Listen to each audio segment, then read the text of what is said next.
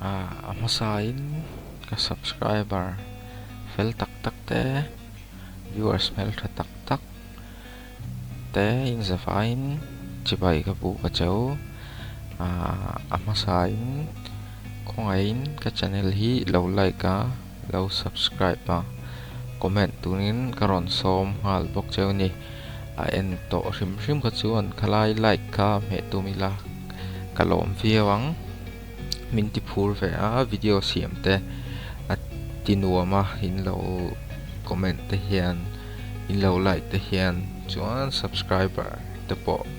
min ti phur ve me ma video siam te inuama I khongaya min lo like ka comment saka subscribe turin karon som masa cheu ni voin hi July ni som pasari nia poi tuk tak main ka GoPro hian mic cable lo maya ka audio record song thu soi song a hriat lawa in mi hriat hiam na karon yen masa ni tuna hian I Honda Big Wing Servicing Center kapana chan chu ka bike hi second servicing ti alo hun vele to awangin I kan panani chuan call te khan miron bia KM sang ni le somli vel ba kala tlan si lawa kala ui dawa ti te po hangan soya ma se local shim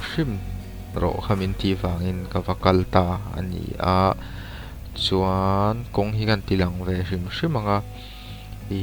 helai hi bong kon traffic point khan ya Honda Big Wing Servicing Center shelo te kanom takin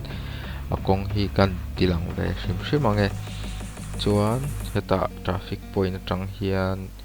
bong kon khami kon pheya hangan tlam phe chuan bong kon bazar lama han peng thla ha oma kan peng thla ting lama kal ani mayang chu ta khan ni brigade field panna hangan tlan chara kan thing chu ani mai ni tlan thui vak pongai lo chuan ka bike chung chang hi ke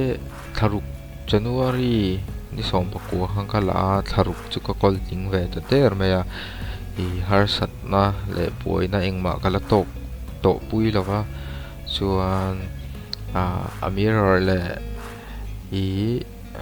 crash guard hi ka thla ka ni mai ta mirror ka thla ka crash guard ka pu ane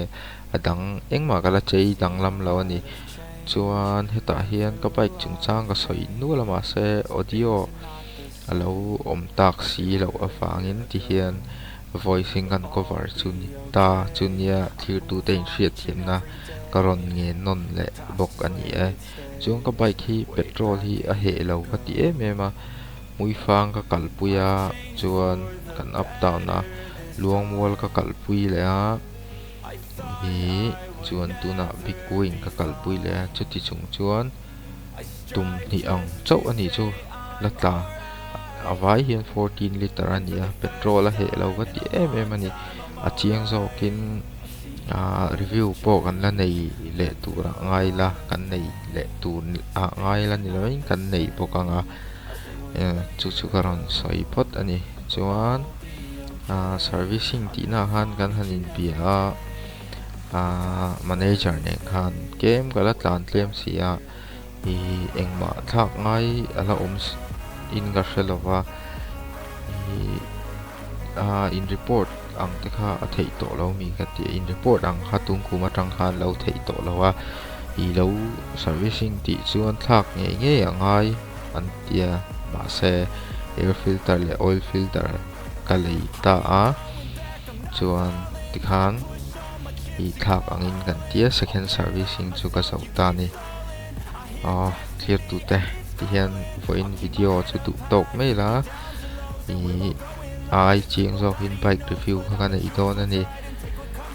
khongaya ka channel hi mi lo subscribe pa like le comment kha thei hin lo turin karon nge cheu ni in zawai chunga